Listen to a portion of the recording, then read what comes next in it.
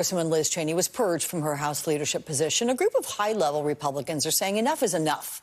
They're threatening to ditch their party and form a new one.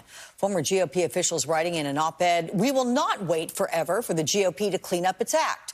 If we cannot save the Republican Party from itself, we will help save America from extremist elements in the Republican Party." That means hastening the creation of an alternative, a political movement dedicated to our founding principles and divorced from the GOP's obsessive cult of personality around a deeply flawed and twice impeached man whose favorability ratings are reportedly tanking in key swing districts around the country. Joining me now, one of the authors of that op-ed, Michael Steele, former chair of the Republican National Committee and MSNBC political analyst. That was powerful, my friend. And as we look at you, a former party chair, threatening to start a new party, I mean, that is no small step. Tell me what it is that really is most profound to you about all this. I mean, and one thing I noted, that the ratings in the key swing districts around the country about Donald Trump, is that a selling point for you? It's the beginning of the conversation. Look, there's a lot that goes into this, as you know, and you are a student of journalism and politics and culture, and so you know how all these things kind of come together in a way that you have to appreciate the interconnectedness of it. And it really goes back to what you and Peter Baker were just talking about in the last segment around, yes, we're going to do the things to secure the physical building. You know, we're going to spend $2 billion to make sure January 6th doesn't happen again. You know, you can't breach the Capitol. But what are we prepared to spend to secure those intangible things that go to the heart of who we are, the democracy itself, to secure us against the lies and the conspiracy theories, to secure us against bad actors, bad political players like Josh Hawley, Donald Trump, you know, Ted Cruz, others who perpetuated a lie and continue to do so, who sacrificed Liz Cheney's leadership on the altar of Donald Trump. And so that's what the next conversation for a lot of Americans has to be around. How do we secure ourselves against the lies and against the kind of narratives that undermine the very fabric of who we are? So we want to have that conversation. This isn't about, oh, tomorrow we're starting another party. No, we're trying to terraform inside the GOP. Because, you know, yeah, everyone likes to report, you know, the 80% of Republicans are behind Donald Trump. Well, OK, that you can say that, but that's not reflective of every Republican in the country. There are a lot of Republicans like myself and others who are still inside the party, not necessarily reflected in those polls. So we have to be able to make that case and see how this thing begins to evolve. And we want to create a movement around these principles and ideas that talk about what we used to stand for and what we continue to believe in. But I love the way you said that, sacrificing Liz Cheney on the altar of Donald Trump, particularly apropos on a Sunday here, actually says it perfectly. There is some common sense, though, that would suggest, Michael, that by splitting a party in this polarized world, that's not going to work. Would that hand Democrats national elections for some time to come? No, I don't think so.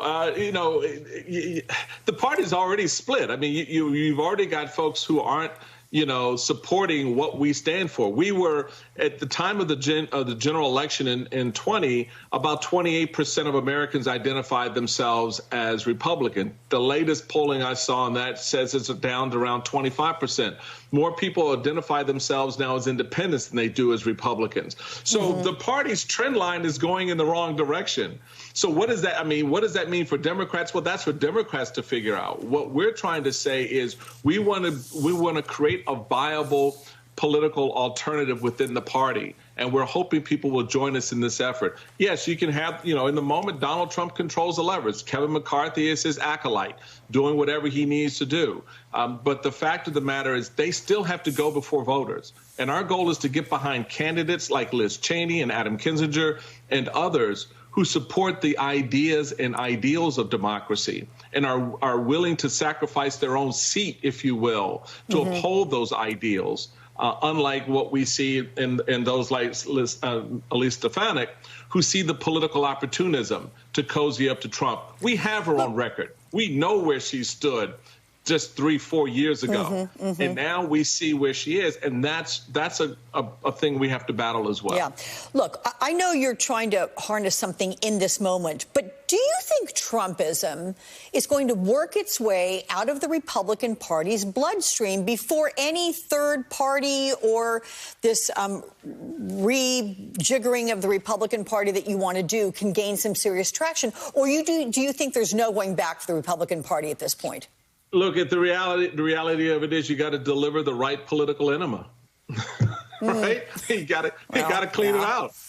You got to. I mean, you know, that's how I look at it. You know, and some others may be a little bit more polite about it, but that's how serious it is for me. Someone who's been in this party for 45 years. I made the conscious decision to join in 1976 as a young 17-year-old about to vote in his first presidential election. Right? I don't need some yahoo who showed up, 6 months ago telling me I'm a rhino, telling me I'm not a Republican. I don't need a Donald Trump who couldn't figure out what his political moorings were before he decided to run as a Republican. He changed his party affiliation 5 times before 2015.